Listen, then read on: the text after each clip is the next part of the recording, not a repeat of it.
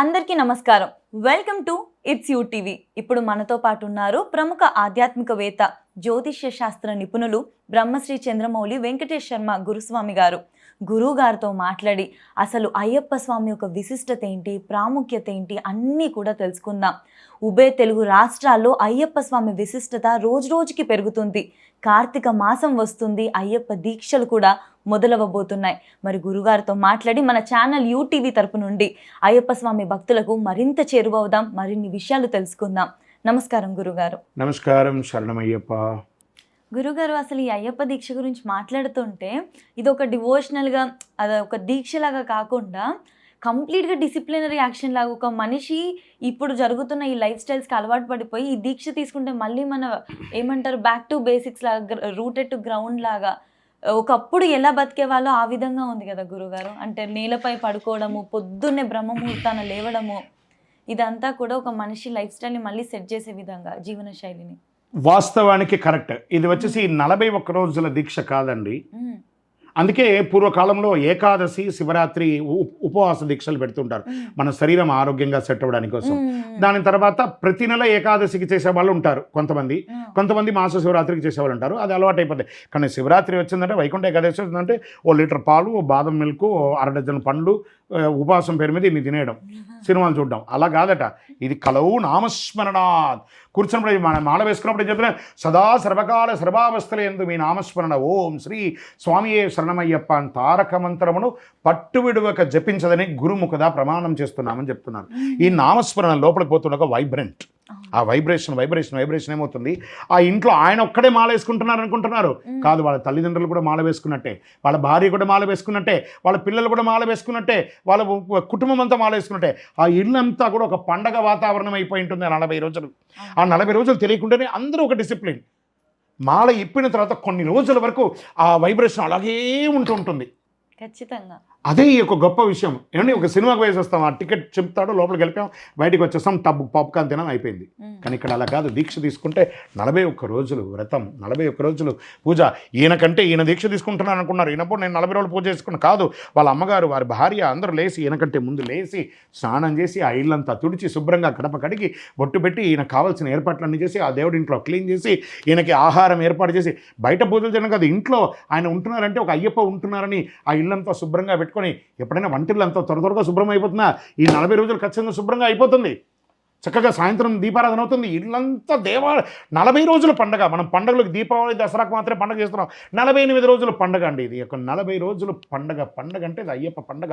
ఉత్సాహం. మా ఇంట్లో దేవుడు ఉన్నాడు, అక్కడ పోతూ ఉండగా అయ్యో వీళ్ళ ఇంట్లో దీక్ష తీసుకున్నారు, అయ్యప్పలు ఉన్నారు. చుట్టుపక్కల వాళ్ళు కూడా మాట్లాడుకుంటారు. ఏమన్నా నాన్ వెజ్ తెచ్చుకొని పక్కన వాళ్ళంతా మాట్లాడుకుంటే, అయ్యో పక్కింట్లో అయ్యప్ప ఉన్నారు, ఈ వాసన వాళ్ళ ఇంట్లో పక్కన పోతుంది, వీళ్ళు కూడా డిసిప్లిన్గా మారిపోతారు. అదే ఈ యొక్క గొప్ప దీక్షలో ఉన్నది. అంత అద్భుతమైనటువంటి దీక్ష అండి. ఆ యొక్క రాత ఉంటే మాత్రమే అయ్యప్ప దీక్ష మీరు పొందగలరు. ఆ అయ్యప్ప దీక్ష గురించి ఈ టీవీ ద్వారా వింటున్నాడు. ఇట్స్ యూ టీవీ ఛానల్ పేరే అర్థమైంది కదా, ఇట్స్ యూ. ఈ మెసేజ్ మీకే. చూడండి. శరణమయ్యప్ప.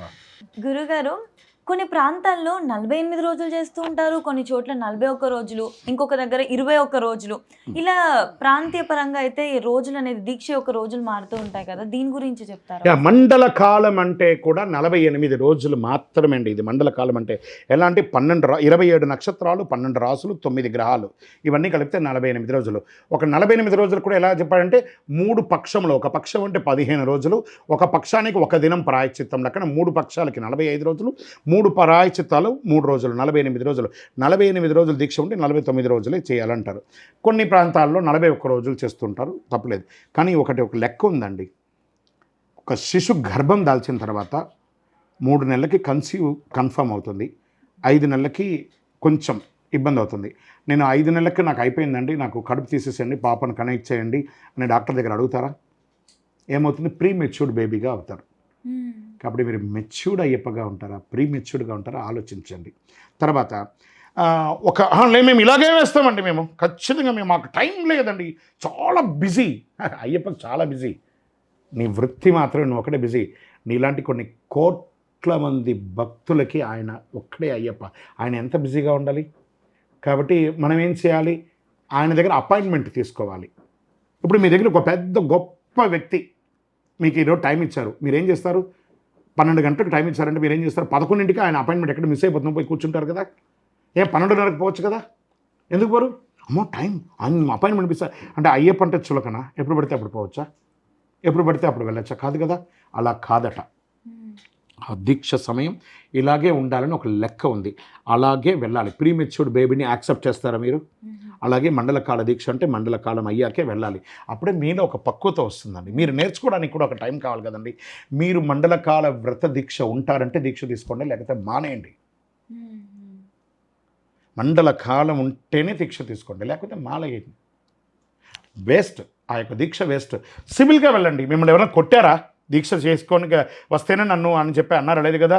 ఆయన ఏమన్నారు? అయ్యప్ప దూషించు వారికైనా మేలు చేయు స్వామి నీవే, పూజించి మొక్కినచో ఆనందము సెగేవు.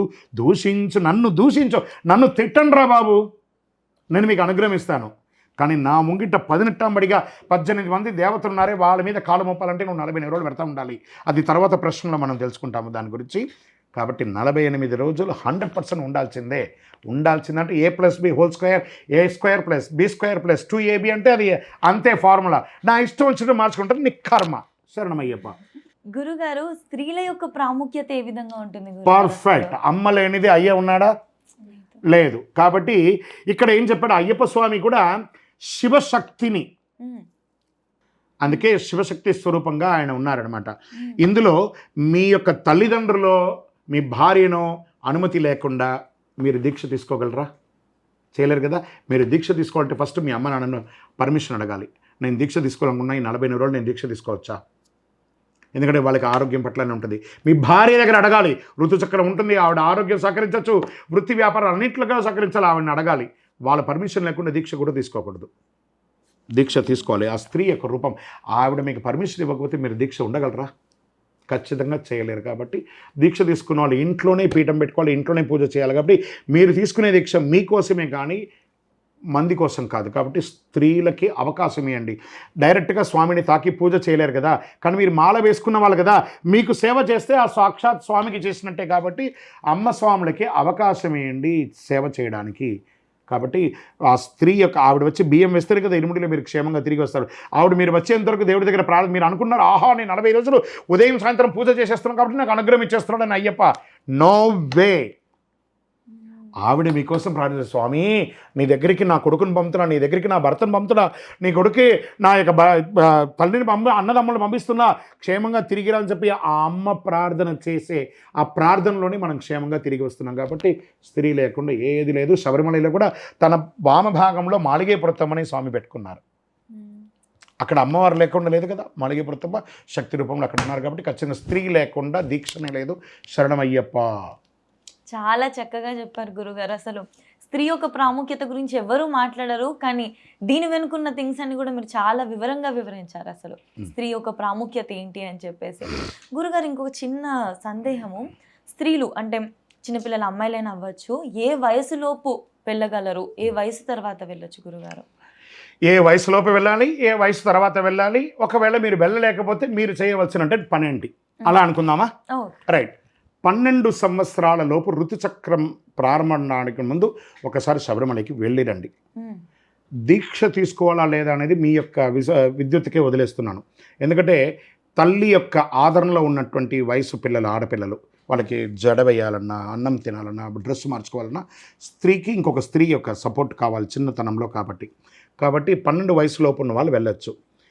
తర్వాత 55 సంవత్సరాల తర్వాత ఋతుచక్రం ఆగిన తర్వాత ప్రకృతి సిద్ధంగా యూట్రస్ రిమూవ్ చేసుకుని 25 వయసుకే యూట్రస్ రిమూవ్ చేసుకునే వాళ్ళు కాదు.